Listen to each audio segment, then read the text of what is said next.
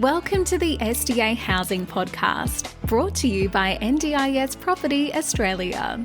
Before starting this episode, we need to provide a general disclaimer. Information contained in this podcast is general in nature only. It does not take into account the objectives, financial situation, or needs of any particular person. You need to consider your financial situation and needs before making any decisions based on the information in this podcast. And you should consider seeking independent and professional advice for your personal circumstances. All right, let's begin.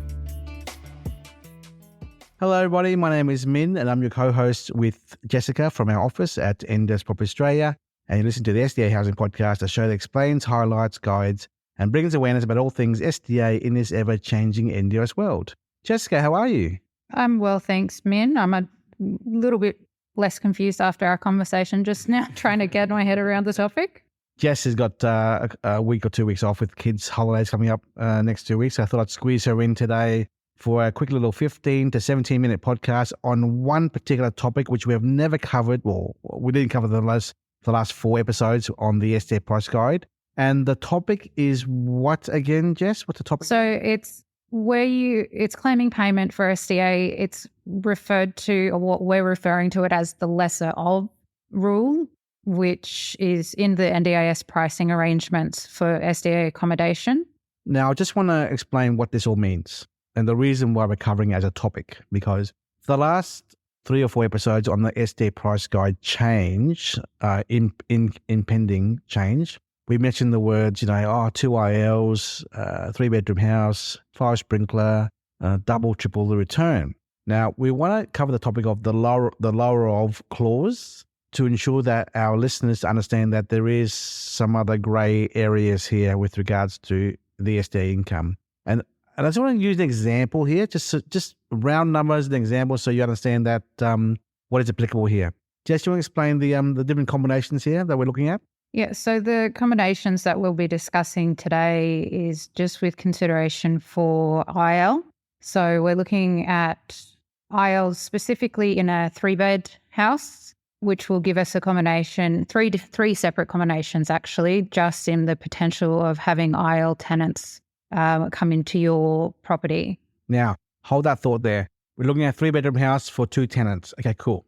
However, out there in the marketplace, the funding for IL could be applied to a 2-bedroom apartment, a 1-bedroom apartment, a 2-bedroom villa, a 1-bedroom villa, a 3-bedroom IL house, which is 2 participants, and a 4-bedroom IL house, which is 3 participants. So 1 to 3, 1 to 2.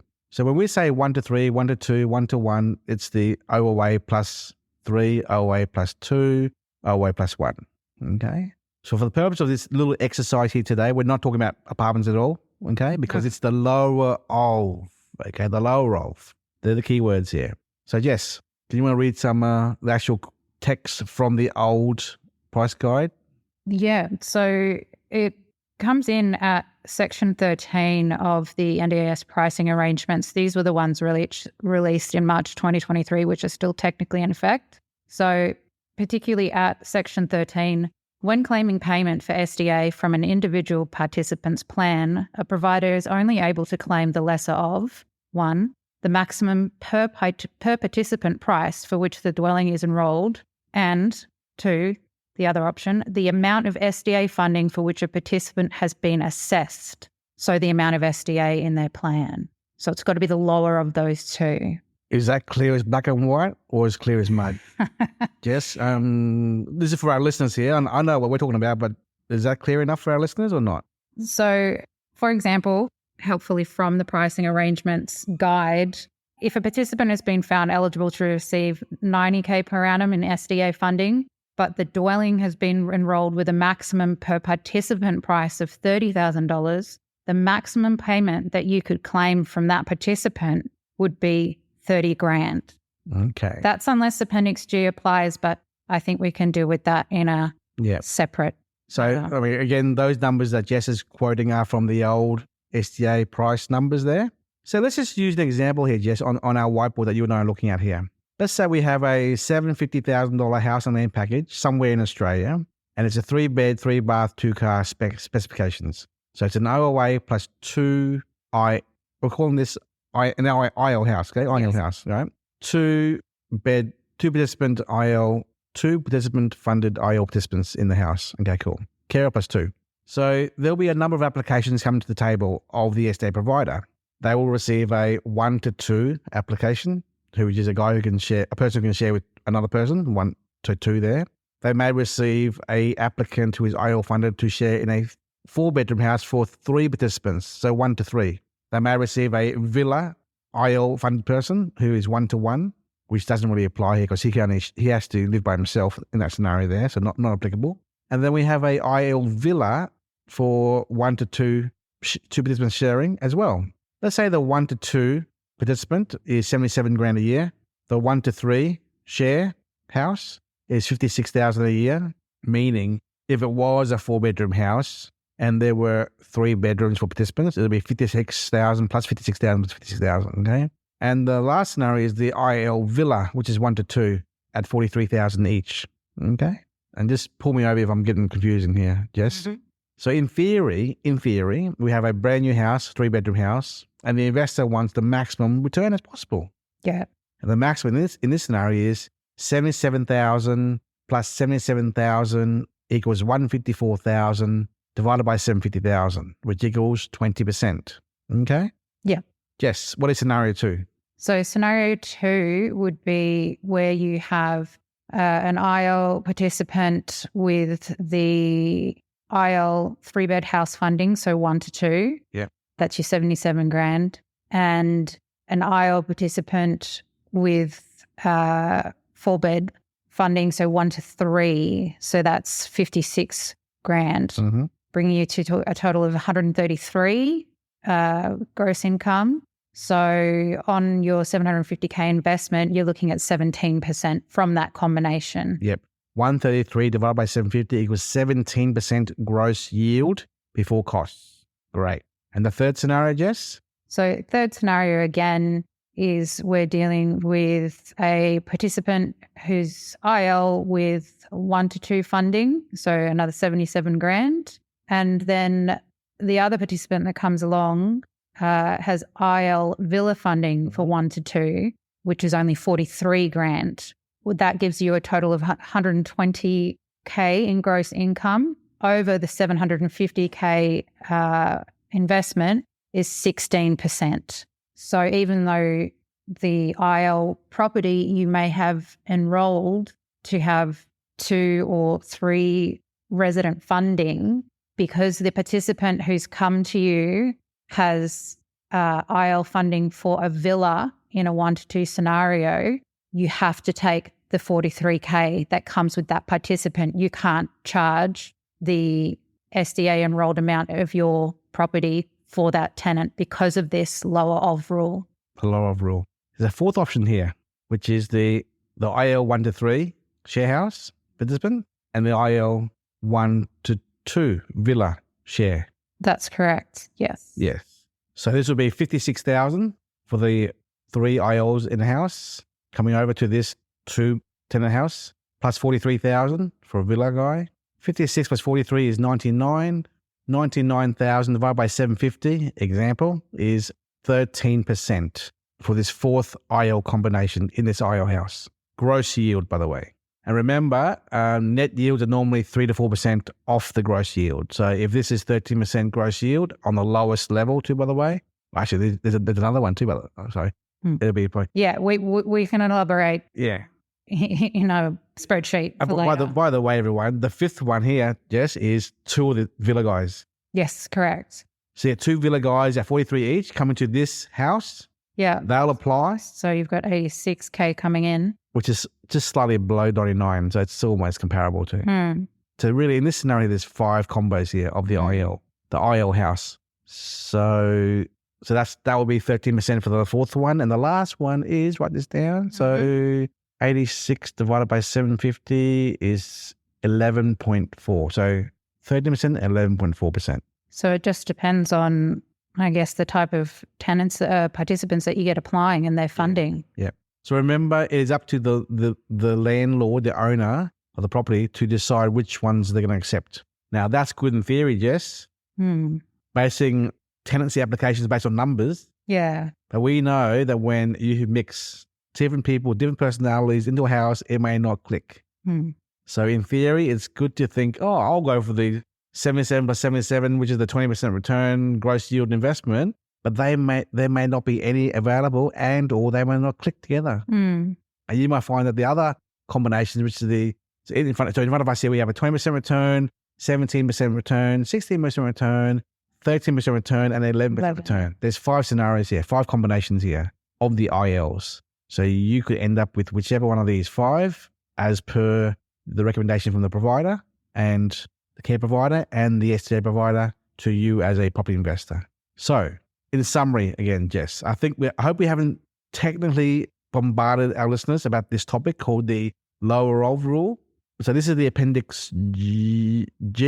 No? Yeah, so that's what we touched on briefly before. So to quickly capture what we just went through in terms of scenarios of all the percentages, what we've done is we've explained that, yes, that's great. You've got a property that's an SDA enrolled dwelling for 3-bed, say, IL, so it can have 2 IL participants. We're saying while the maximum you could charge in the scenario we just described would be $77K, if the tenants or the participants who are coming to you have different funding, you can't charge them that $77K. You have to charge the lower of. Correct. And then just briefly touching on, so Appendix G, potentially now Appendix H, that only factors in when you're dealing in a shared living arrangement. It's dealing primarily around the price point of one person, one participant living in a multiple bedroom home where there's multiple non-SDA people. Yeah. So there is a little potential deviation from there, but in reality for what we deal with here and what we're focusing on in SDA houses for SDA living, we would just follow the lesser of rule. Yes. So this is important, this discussion today, because 2 things. It removes any doubts. Sorry, it brings more confusion, I think, and but less doubt. Yeah, less doubt that there is it's not a certainty of just the maximum IL number. It's a bit of a combination. But Jess, if there's 5 combos here for the IL, there'll be 5 combos for the HPSs, and there'll be 5 combos for the FAs, right? The probability is massive. It's, yeah. So if you're going those 5 and 5 and 5, mixing it all up together, left, right, and center, excluding apartments, by the way. Yeah. Right? Your feasibility spreadsheet, which normally has 8 to 10 in there, would become what now? Significantly more. Because David Whitelaw from Adapt Housing has said it's about 46 or 56 combinations. That sounds about accurate, I think, from what we've gone through. Because, ladies and gentlemen, what we mean by this is if you have a list of, I say alphabet, A, B, C, D, E, F, G, H, I, J, K, to 15 of them, right? And then you mix them all up together. A with B, A with C, B with D, G with F, F with M, L with, it all mixes together. You got 40 combinations. So if you get a HPS house, don't think you're getting 2 HPSs at the maximum HPS funding combination. There could be 5 different HPS combos. And there could be 5 FA combos or 5 IL combos, or I assume 5 HPS IL combos and vice versa. And then FA IL combos. Yep. That's a lot there. Yeah. And there's a lot. So I think Jess, we won't be doing these 46 combos on your spreadsheet, obviously. No.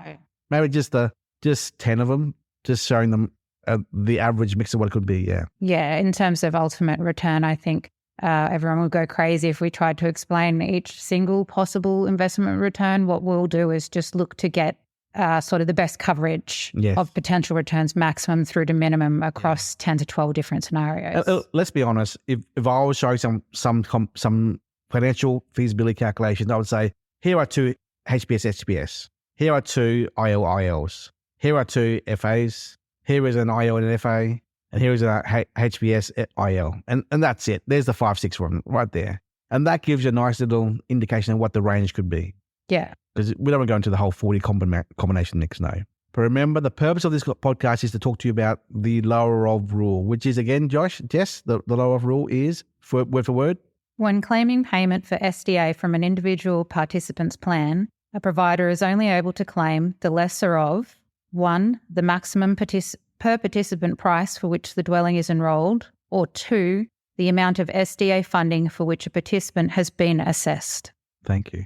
Jess, any final words from your end? I mean, you've worked a lot on the research and the due diligence of our feasibilities. I think now you're doing a new column which shows the net income, net of mortgage payments as well now. Correct. Yeah. So we used to have gross yield, net yield before mortgage payments, and now you're doing net yield, net of mortgage payments. That's correct. So that's what. So getting a better idea of the actual bottom line.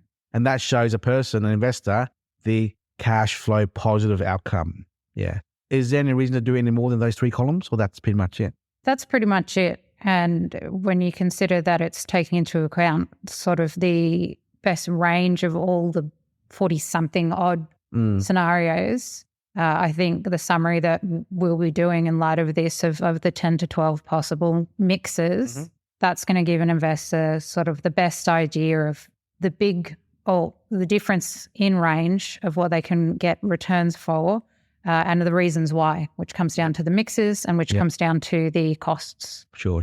I just want to put it out there. If any investor out there who has a property or has a property being built or owned right now, who wants a bit of a feasibility analysis on their current property somewhere, I guess we can always provide some support ourselves as an office. We'll charge a small fee, a nominal fee to do the report, $150 to $200, something like that, just to help investors out there to get a better understanding as to how that all works. Okay, Jess, thank you so much for your time. Good luck on your time with your kids at home with school kids, and I think this is just one of the many podcasts we're going to have coming out over the coming 2 to 3 months as we analyse all the changes with NDIS, with the SDA. Thank you. Thanks, Minh. Bye. We hope you enjoyed this episode. Please make sure you are subscribed and following us so you can keep in the loop with all of our upcoming episodes. We would really appreciate it if you could leave us a 5-star rating, a written review, and to share this podcast with those that could benefit. Until next time, catch you on the next episode.